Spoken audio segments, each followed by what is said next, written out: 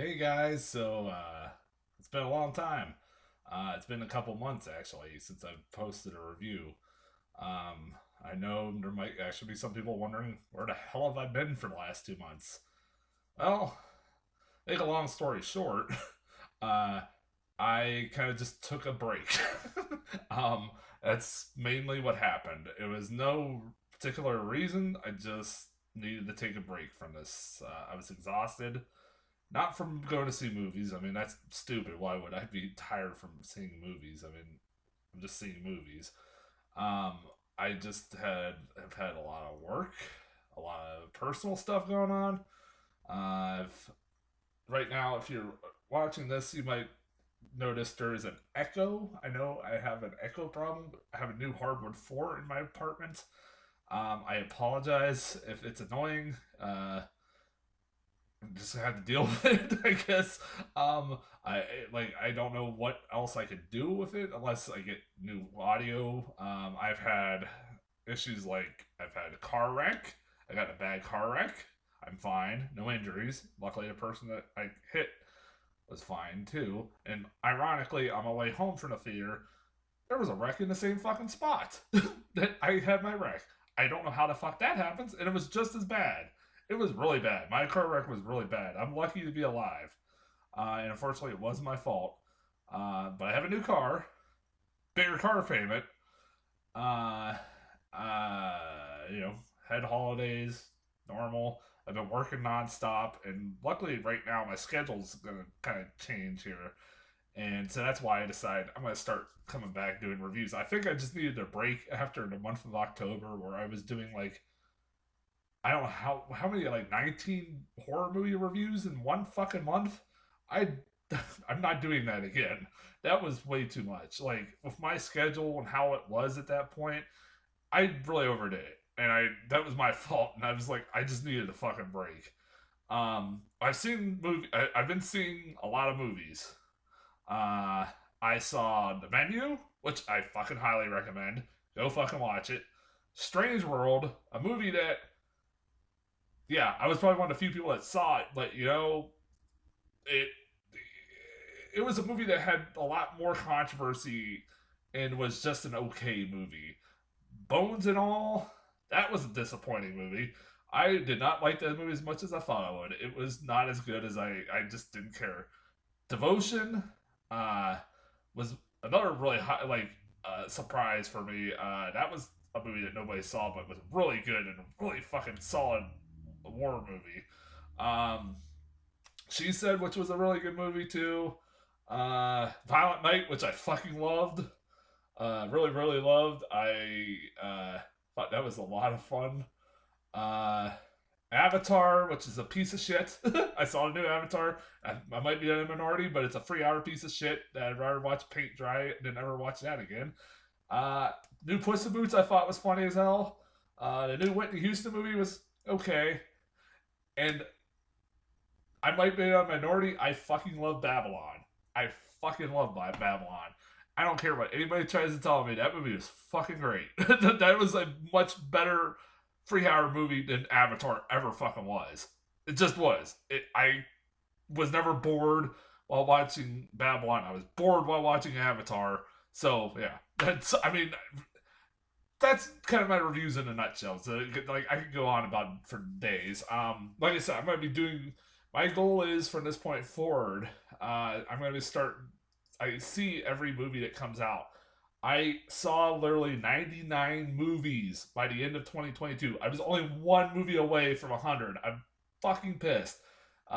Movies I saw in the theater. I literally saw everything that I didn't have to pay for. Didn't have to pay for, and I could use my Regal Unlimited for. I saw everything, and it was only one movie short. I was so pissed. But yeah, so here we are. It's the month of January, and you're like, well, it's the dumping ground, and What's coming up? Oh, of course, the first week of January, it's a horror movie. That always never ends well. And it's Megan, a movie that I got trailers for, and I thought, well, that looks stupid. I never, at all. really thought anything of it. I saw that like it kind of gone viral. Some of the scenes of her dancing was going viral, and I just couldn't give a shit. I like every time I saw a trailer, I had friends who were like, "Oh, I can't wait for that movie." I'm like, it doesn't look that good, man. I don't know. But then like with the second trailer, it did kind of seem like they were kind of embracing the kind of campiness of the plot. So I was like, maybe they're going that direction, but I still really don't care. And then to my fucking shock, this movie's getting like really good reviews. It's 94% of Rotten Tomatoes. It has a better score than like Babylon, some of the best films of the year. What the hell? A horror movie in January that was the beginning of January, first week of January, comes out and it actually gets good reviews. What world am I living in? I have no idea what the fuck this means for the year of 2023, but I'm fucking scared. So I'm like, all right. I mean, like across the board, I saw nonstop good reviews from people. I'm like, wow, I did not expect that one fucking bit. So I'm like, okay, was my opinion of the movie going in wrong, or is it the critics wrong? I don't know. Well, I can't lie. I enjoyed the hell out of this movie. I can't, and it's probably for a lot of the same reasons that the critics loved it. I kind of fucking agree.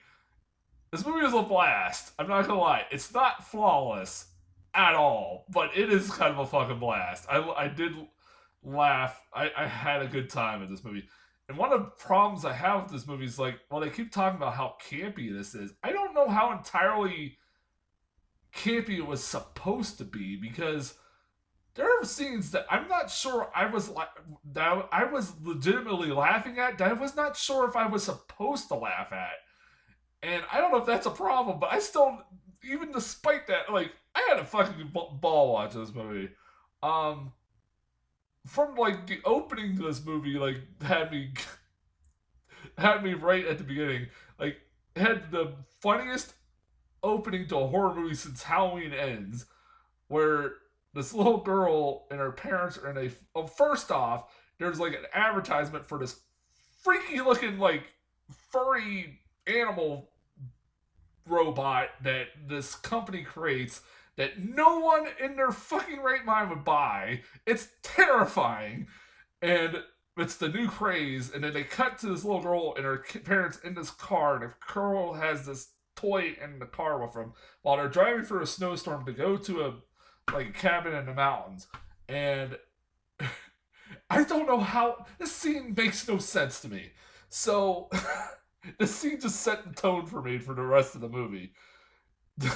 this So the dad has like a car that he thought was a 4-wheel drive, but he doesn't have a 4-wheel drive, and his wife is chastising him why didn't he get chains on the tires, and then they kind of get lost and they can't see anymore. Like, and there's obvious really badly CGI'd fake snow going on in the background, and like, I can't see a damn thing. Well, we'll just wait till morning or whatever. We'll just wait till it clears out and wait till a snow truck driver comes and maybe saves us. And as soon as they fucking said that, a snow truck driver turns its lights on and rams right into it. I'm like, what? I yelled it. When that happened, I went and yelled, what? I was like,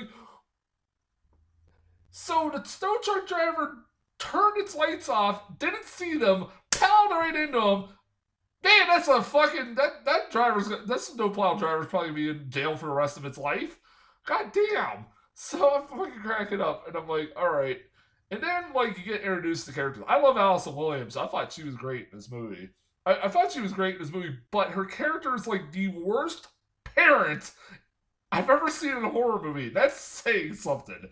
Like, she is the sister of the mom. So she's taking care of her niece, and she's pretty much not, and she's the one that heads this toy company or whatever, is a part of this toy company, and she creates this doll, M3gan, to help parent do her job as a parent for her. And even at points like the fucking like even her friends and like the girl's favorite person, like, that's fucked up. You can't do that. This little girl just lost her fucking parents, your sister, for fuck's sake. And you're just gonna leave her with this doll? This is not gonna end well. Like, yeah! Like, I'm fucking cracking up. Like, this is the worst. And she don't realize how bad she is until, like, when it's the worst time to fucking realize that. Like, Jesus Christ. But, like, I was cracking up, like, with this character, like, this mom character, this sister character was cracking me up. Like, how horrible of a fucking parent she was. I understand it, like, she was forced into this situation, but Jesus Christ, woman. There's, like, I was fucking cracking up. The M3gan doll is fucking great. It is a great character. It feels like somewhat like Child's Play in the original Child's Play, and like the way it handles the subject. It is funny and is also serious, but also really even the serious parts are kind of funny. And so like this is kind of like a new version of Chucky, even though it's not as good as Chucky at all. Like Chucky, this thing don't even hold a candle to fucking Chucky, not at all.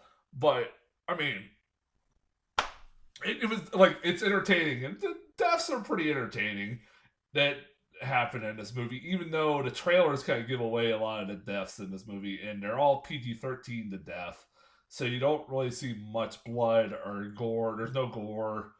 Uh, there's a couple fucks in there. Um, but yeah, it's like PG-13, so it's not much. You're looking for gory kills. It's not like they kill a dog off screen. I'm glad they did. And what my favorite scene probably was the scene with the bully. The bully was pretty fucking funny. That scene with the bully was pretty great, and I think the trailers gave that scene too much of that scene away because I knew what was going to happen. That which is kind of unfortunate. I would have liked the scene. Kind of went in blind with how that played out, but it was pretty fun. Um, like all these characters are like really like I do think there are elements that yeah they're definitely campy, like the head boss of this toy company is so fucking campy and cartoony. It's not even funny, but he does have a few funny lines in the movie that did make me laugh.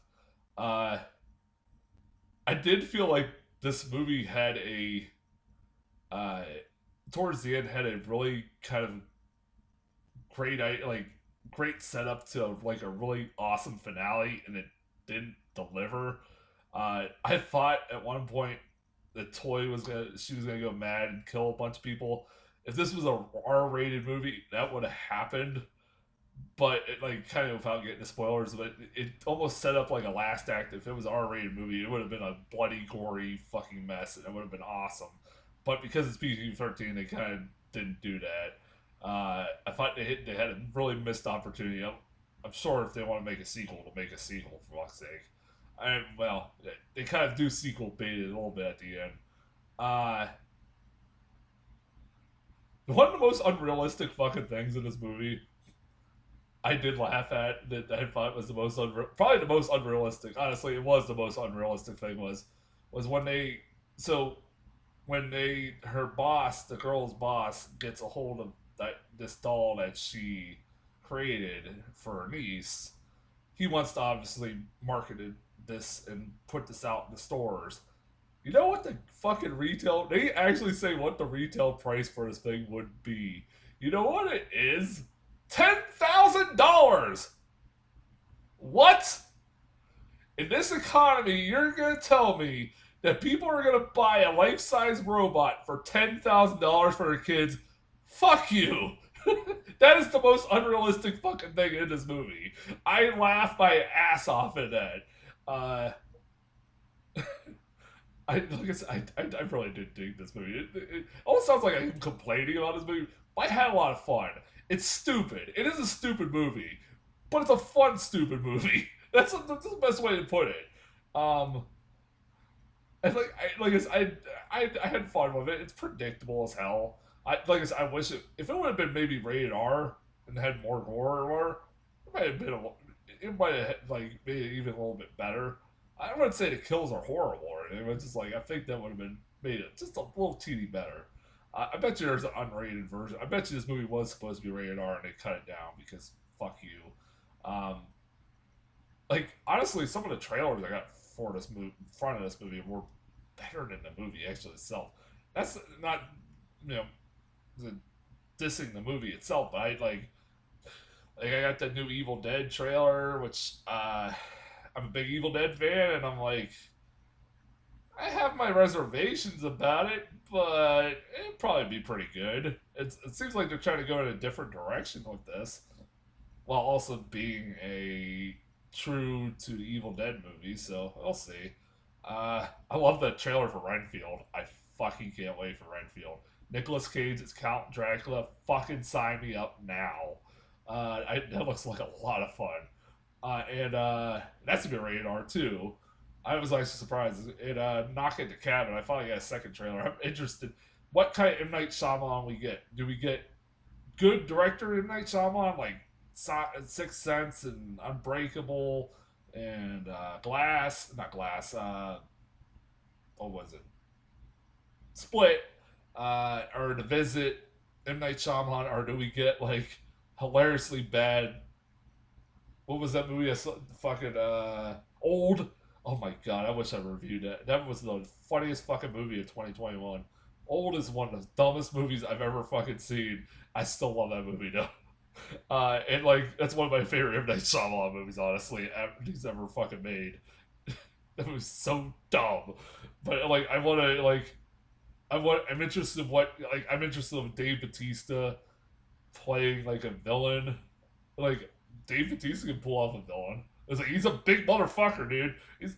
I'm so glad he's having a fucking awesome career in Hollywood, man. He's been on a lot of shit. He's been very versatile. Like he's proven himself to actually be a decent actor, man. I'm give him fucking credit. Um, yeah, honestly, I'm really looking for. Like those were some of the trailers I got, but I haven't talked about trailers in forever. But like, yeah, like that. Like between like 2022 was the best year in horror movies I've ever fucking seen, and God knows how long. 2023 might be right on its heels if the way that this is looking. This year is going to look. I'm looking at the lineup for this year, and just movies in general. I'm like, God damn it, there's so many goddamn good movies coming out. I cannot wait for 2023. So I'm gonna try to review from January now to December 2023. Continue doing all the reviews. I'm sure that might change, but who knows? Yeah, who even knows if there's gonna be a Regal after by the end of the year the way they're going. But yeah, yeah. I'm planning to do review for every fucking movie that comes out. Next week, oh god, next week. Uh, Man Called Otto, which looks like fun. Plane, which could be fun. And then something called A Devil's Conspiracy. Oh, I can't. From what I've read, the description of that movie, I fucking can't wait for this. This is one of those special kind of movies that I'm so excited about for all the wrong reasons. Just for the title, you can probably guess what the hell this is. So yeah, I can't wait. I hope this movie lives up to the hype. So yeah, that's next week. And until then, I'll talk to you guys later.